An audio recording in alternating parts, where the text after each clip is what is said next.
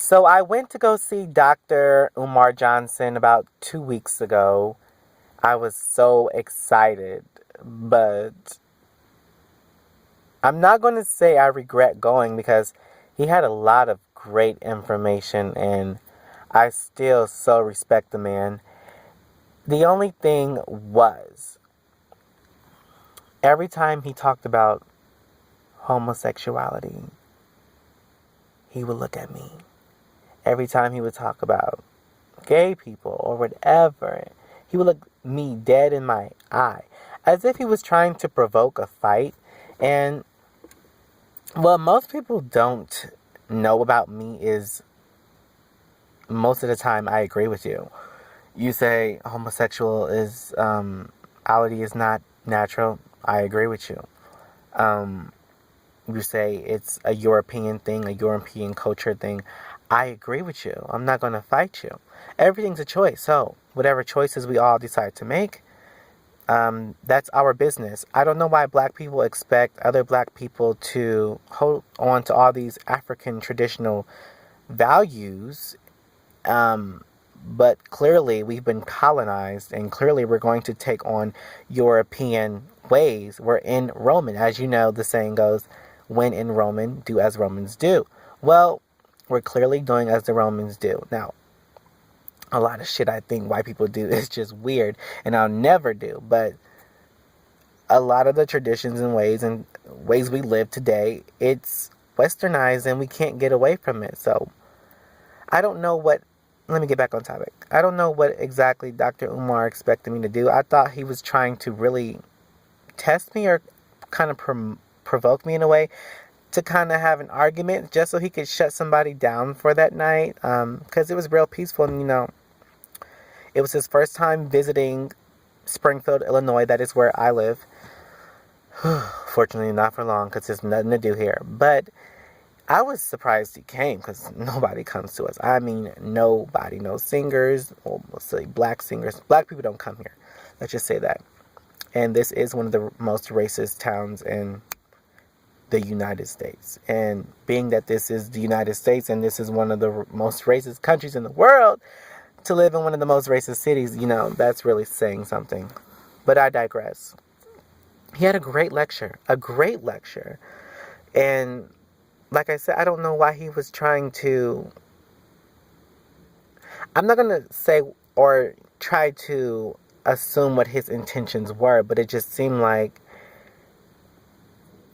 he thought I was just going to go against what he was saying, because obviously the blonde hair, it catches people's eyes. So most of the people were looking like, what is he doing here? Doesn't he know what Dr. Umar Johnson stands for? Isn't he going to be offended? No, I wasn't offended. I was more offended, like, why are you trying to start something, And I kept my cool the whole time because I really wanted the information. I didn't want to be there to be that person to kind of go against the speaker of the hour. That's not my style. That's not how I flow. If I really, really have an issue with you, I'll talk to you after the lecture, put you to the side, whatever, not really embarrass anybody, on their own platform.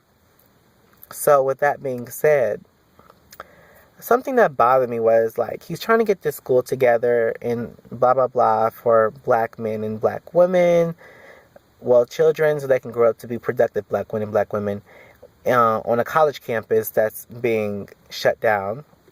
So it's kind of going to be like a boarding school for black kids.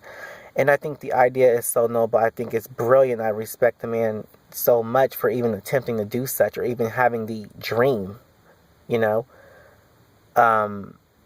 But everything goes back to gay people, homosexuality. He's like, we're not going to have any teachers who are homosexual or gay. Not that he has anything against them, but he can't send out that example towards the other students.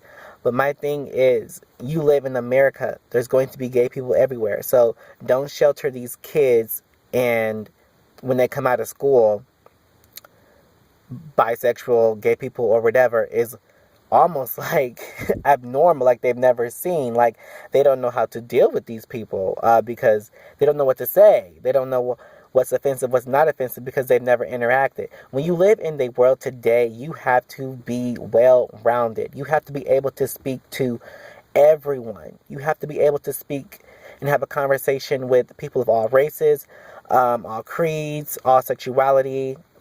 Not saying you have to be BFF, but if you want business done, you want to accomplish things, and you really want to go far and have a successful career or whatever you want to do in life, you can't really be timid around people you've never encountered. So I don't think it's beneficial to say, oh, we're not going to have any gay teachers at the school, blah, blah, blah. Now, you can have rules as we're not going to allow you to have public display of emotion if your partner came around, or maybe your partner's not allowed to come on the campus, or whatever the fact may be, because since it would be a private school, they can have their own rules, and I respect that, But the whole concept of we're not having that, but you'll probably hire a hoe. You'll probably hire someone who has a past that is full of filth, but they might have cleaned themselves up. Everyone has quote unquote sin.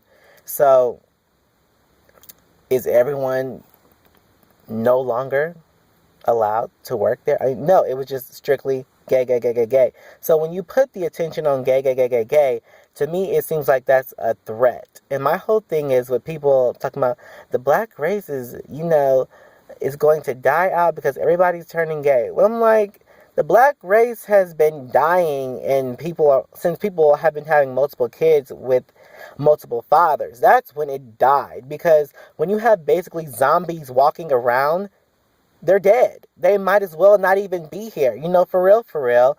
I'd rather have a small, tight-knit race that, we're unified. We may not get along, but we're unified. And that's what all the other races are. Come on now, they don't all get along. It's like a family. You don't get along with all your family, but push come to shove, you're going to be there for them. You're going to be loyal. Loyalty, that's the key word. And it's like, you can talk about my mama. I can talk about my mama, but you can't talk about my mama. That kind of thing. I'd rather be in that kind of race if it's with less amount of people than we just so strong in numbers, but we can't get anything together. And that's the situation we're in right now. So let not the conversation and the topic always be towards homosexuality.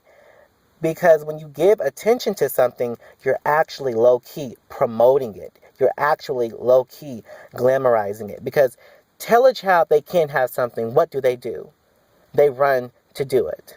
They run to touch it because you told them not to do it. Tell them they can have it and it's not forbidden. Well, they'll leave it alone.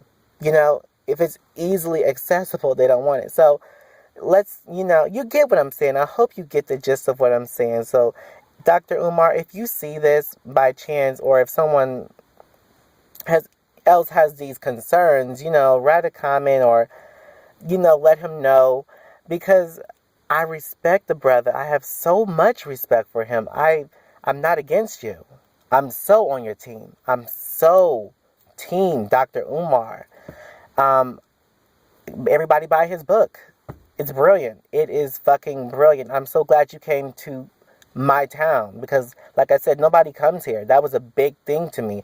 So I wasn't going to even let, your little actions display that night even ruin the fact that you came to us. I don't hold any grudge.